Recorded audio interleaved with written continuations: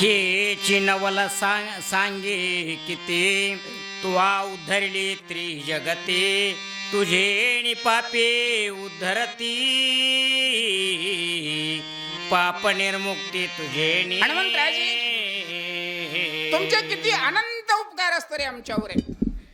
अहो, आमच्या एका कुळाचा वानर जातीचा तुम्ही उद्धार केलाच केला, परंतु हे तर किती काय आहे याची नवलाई नाहीये.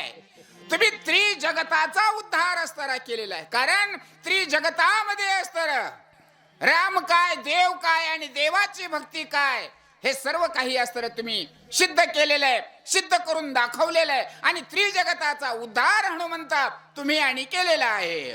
वानर मांदी समवेत पीडिता उपवासी समस्त तू आणि उणी विवराते केले तृप्त फळजळे. सुषेण वैद्य असतरे हनुमंतरायांना असतरे बोलत आहेत. हनुमंता, सीतेच्या शोधासाठी असतरे सर्व वानर मंडळी असतरी येत होती. रस्त्यामध्ये अशा उन्हाळा झालेल्या जंगलामध्ये परिस्थितीमध्ये दंडकारण्यामध्ये असतरे हे पोहोचले. यांना काही सुद्धा असताना खाण्यापिण्यासाठी मिळत नव्हतं. एका भुयारामध्ये सर्व वानर मंडळी घुसली, परंतु तिथंही असताना सगळे वानरांचा जीव जाणार होता. परंतु हनुमंतराया, तुमच्यामुळे सर्व वानरांचा प्राण वाचला. अशा प्रकारचा उपकार हनुमंता आणि तुम्ही केलेला आहे. वरी सहित ही मात्वा उद्धरली विरोत्तमा समुद्र तेरे प्लवंगमय मरण धर्मा चुकविले. जे मरण आलेलं होतं ते मरणाला सुद्धा असताना तुम्ही चुकवलं. त्या वानरांचा जीव वाचवला. त्या भुयारामध्ये असणारी जे साध्वी होती त्या साध्वीचा सुद्धा असणारा उद्धार हनुमंता आणि तुम्ही केलेला आहे. पाखे विन मासाचा गोळा संपाती उदरला की हेळा शुद्धी लावून त्या काळे समुद्र जळा क्रमिले. हनुमंतराया, किती असताना तुमचा अनंत अशा प्रकारचा असणारा उपकार झालेला आहे हो. अहो, नुसता मासाचा गोळा होता, त्याला पंख नव्हते, हात पाय असताना काही सुद्धा नव्हतं, नुसता मासाचा गोळा होता. परंतु त्या मासाच्या गोळ्याचा सुद्धा उद्धार आणि हनुमंतराया तुम्ही केलेला आहे.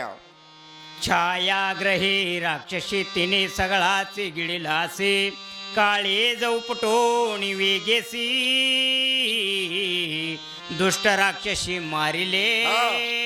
छायाग्रही राक्षसी हनुमंता, सीतेच्या शोधासाठी असताना तुम्ही येत होता.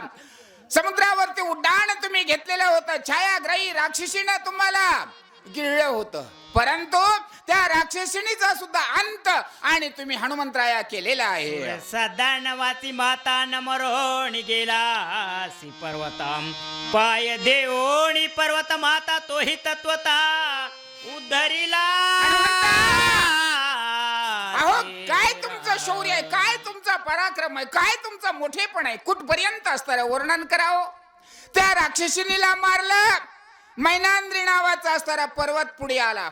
हो, त्याचं सुद्धा असताना गर्वहरण केलं आणि त्याच्या डोक्याला नुसता नखाचा स्पर्श करून त्याला सुद्धा असताना पाताळामध्ये असताना लपवलं. अति दुस्तर समुद्रात तेरा तुझा पराक्रम कपिंद्राम जाऊनिया परत तिरा केले चरित्रा ते ऐके.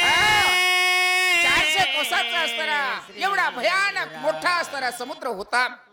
अनंत संकट असणारे आले आणि अनंत संकटावर मात देत पलीकडच्या कडेवरून तुम्ही अलीकडच्या कडेला पोहोचलात. आणि नुसतं पोहोचला नाही तर या ठिकाणी येऊन सुद्धा तुम्ही कितीतरी बलाढ्य आणि पराक्रम शौर्य दाखवलेला आहे. झाडा घेऊन मध्यरात्री लंका शोधिली मारुती करोणी राक्षस सभा पालती सीता निश्चिती शोधिली.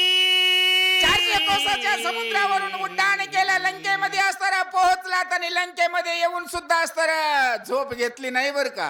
रात्र दिवस असताना याचा सुद्धा तुम्ही विचार केला नाही. मध्यरात्री सुद्धा असताना आणि या लंकेचा असताना शोधण केलं. सीतेचा तुम्ही शोध घेतलात. मोठमोठ्या राक्षसांना सजा शासन केलं. 14 सहस्त्र वनाचार तुवा मारिले एक सर तू झाडे झाडोनी समग्र वन चौफेर विध्वंसिले.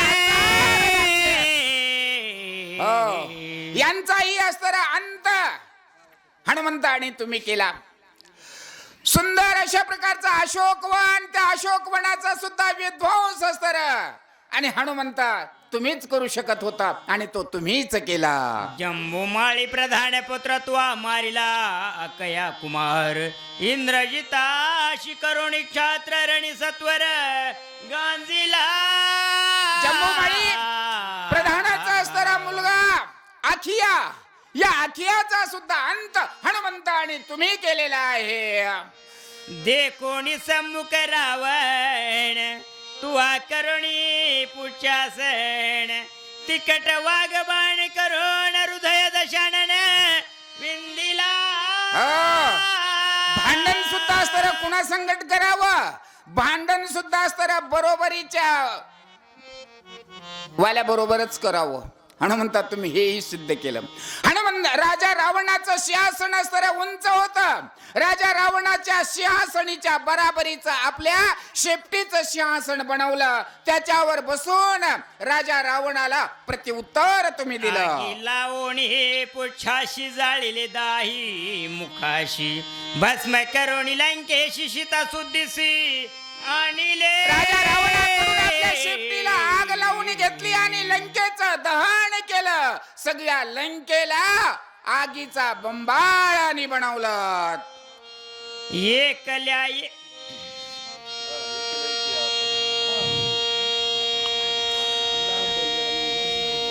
एकल्या एके आपण अर्धरात्री तू जाण आणोणी महापाषाण शेतू बंधन हनुमंता, अरे किती संपविले. म्हणून तुझा असणारा पराक्रम असणारा वर्णन करावा, जेवढा पराक्रम करावा याच्या पुढेही असणारा तो पराक्रम केलेला आहे. लंकेमध्ये एवढा पराक्रम दाखवला, समुद्रावर एवढा पराक्रम केला, सीतेचा शोध लावला, रामापाशी आला आणि रामाला घेऊनच तर परत येते वेळेस सुद्धा गरज पडली पुला समुद्रावर असणारा पूल बांधण्याची. त्यावेळेस सुद्धा सगळे वानर मंडळी सगळी सेना एकीकडं आणि एकट्यानं असणारा पूल असताना तू निर्माण केलास. ती संकट हिरी गम करुण खांदी वाहो नि लक्ष्मण वीर इंद्रजीत दारुण तू एकलेन हनुमंता, काय तुझं शौर्य आहे, काय तुझा विवेक आहे हनुमंता. एवढे बलाढ्य असतो रे वानर सेनेमध्ये असताना सुद्धा तूच एकटा असताना समोर प्रत्येक वेळी असताना जातोस. इंद्रजिता बरोबर लक्ष्मणाचं युद्ध होतं आणि इंद्रजित आकाशामध्ये गेलेला होता. लक्ष्मणाला खांद्यावर घेतलंस आणि लक्ष्मणाला त्या इंद्रजितापाशी असताना पोहोचवल्यास. एवढं शौर्य असताना हनुमंता तुझ्याशिवाय असताना कुणीच दाखवू शकत नाहीये. मणी धरवती धरिता ती कर्मे केली हनुमंता भक्तोत्तमा कपिनाथा श्रीराम सुकारता. हे प्रभू रामचंद्राच्या भक्ता हनुमंता, कुठपर्यंत असताना तुझं वर्णन करावं. अरे वर्णन करता करता असताना मीच असताना थकतोय, पण तुझं वर्णन असताना संपत नाहीये. एवढा अवाढव्य असताना पराक्रम केलेला आणि प्रभू रामचंद्राच्या हृदयामध्ये वास्तव्य करणारा, सदोदित भगवंताचं प्रभू रामचंद्राचं चिंतन करणारा रामभक्त हनुमंता सुषेण वैद्य असताना हनुमंताची आणि विनवणी करू लागलेली आहे. शीघ्र जाऊन आपण उदयान येता भास्वण वेगी दिव्य औषधी ते आणून बंधू लक्ष्मण वाचवी. हनुमंतराय आणि सुषेण वैद्याला बोलतात, डॉक्टर साहेब एवढी माझी असतरी मनधरणी कशासाठी करायला लागलात? एवढा पराक्रम असताना माझा कशासाठी वर्णन करायला लागलात? नेमकं काम काय ते तरी सांगा ना. सुषेण वैद्य बोलतात, हनुमंता लक्ष्मणाची विकळ अवस्था झालेली आहे आणि सूर्योदयाच्या अगोदर दिव्य औषधी आणल्या पाहिजेत. हनुमंता तू लवकरात लवकर असताना इथून उडी मार आणि दिव्य औषधी घेऊन हनुमंता परत ये. पूर्वी विरे जांबुवंते तुझ लागी सांगितले होते, त्याचे निजावणी द्रोणाद्री ते औषधी ते आणावे. ए हनुमंतानं विचारलं, डॉक्टर साहेब कुठे ते मेडिकल दुकान? सुषेण वैद्य सांगतात, जांबुवंतानं तुला अगोदर सांगितलेलं होतं ना, तेच पत्ता, त्याच पत्त्यावर त्याच मेडिकल दुकानात जायचंय आणि वेळेत दिव्य औषधी घेऊन यायच्या. आता हनुमंता त्या पर्वताच्या दक्षिण शिखरी दिव्य औषधी थोर थोरी, ऐक त्यांच्या नामांची कुसरी सविस्तर. ए बाबा हनुमंता, सुषेण वैद्यांनी तुला अगोदरचा दिलेला पत्ता आहे ना, त्या पत्त्याच्याच दक्षिण बाजूला दुसरं एक दुकान आहे. तिथं दिव्य औषधी निश्चितपणे नसतरे मिळतात. आणि त्या दुकानामध्ये, त्या स्टोअर मध्ये, म्हणजे हिमालयामध्ये जाऊन असतर एका कोपऱ्याला असताना त्या दिव्य औषधी दक्षिण दिशा आहे ती, आणि त्या दक्षिण दिशेमधल्या त्या दिव्य औषधी घेऊन यायच्यात बाबा. शल्य विशल्य होती पूर्ण, विशल्य करणे ती संविधाने, अतियुक्तीने आपण वेगे शोधून आणावी. अहो मी जाईल आणि औषधी आणील, पण मला त्याची पारख कुठे? त्यावेळेस सुषेण वैद्य सांगतात, ज्या वेळेस असतर तू ते दिव्य औषधी असतर घेशील ना, कुठं जर जखम झालेली असेल, चिन्ह जर असेल, खून जर असेल, ती औषधी जर लावली विशल्य होते ते असतरी, म्हणजेच त्या ठिकाणी असतर जखम असतरी चिन्ह सुद्धा राहत नाही, जखम दुखत सुद्धा नाही, त्याचा नामो निशान मिटतो. अशा प्रकारची आणि ते दिव्य औषधी आहे. स्वये घाय जाती बुजणे, शते कानपती आपणे, अंगी राहू न शके वने स्वर्ण. हनुमंता, तू तर आता पोचतोस तर एवढं भांडण करीत आलेला आहेस. कुठेतरी दगड लागलेला असेल, कुठेतरी कुत्र चावलेला असेल, कुठेतरी काहीतरी जखम शरीरावर असेल ना, त्या दिव्य औषधीचा थोडासा असताना रस त्या जखमेवर, त्या खुणेवर जर लावला ना, त्या निशाणीवर जर लावला ना, तर त्या निशाणी सुद्धा असताना मिटून जातात बघ. त्याची ओळख, त्याची पारख हनुमंताला सुषेण वैद्याने सांगू लागले. पाणे शीतळ सुकुमारे, खूप होण शक्ती चंद्र करे, फळे हिरवी सुंदरे रक्तांबर. ए बाबा हनुमंता, ते वेल आहे वेल, त्या वेलीला पानं आहेत आणि त्याची पानं एवढी नाजूक आहेत, एवढी नाजूक आहेत, चंद्राचं किरण जर त्याच्यावर पडलं तर ते सुद्धा असतात हे कोमेजतात, एवढे पणानं असतात ते नाजूक आहेत. सुषेण वैद्य हनुमंताला सांगतात, वाचवावया लक्ष्मणा, करावे सवेग गमने, म्हणून धरिले दोन्ही चरणे, वेगी प्रयाण. हनुमंता, तुला माझा साष्टांग दंडवट आहे बाबा रे, एवढं कार्य करायचं, एवढं कार्य करायचंय. सुषेण वैद्य बोलले, हनुमंताला साष्टांग दंडवट घातला आणि हनुमंताचे घट्ट पाय असतरी पकडले.